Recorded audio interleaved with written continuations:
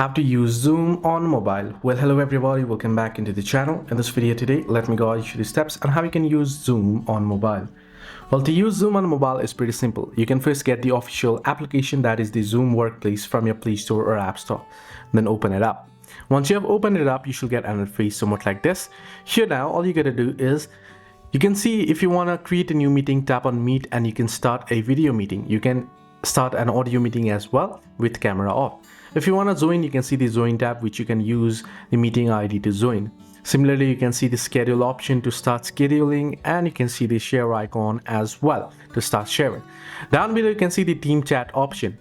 Here you can start chat, you can see mentions, you can see DMs, your channels and such. Similarly, you can see docs section to keep up with your documents and such, and it's similar as PC, only that the few of the options that is available in PC is not available on the app itself. Hope this video helped you. Do like and subscribe.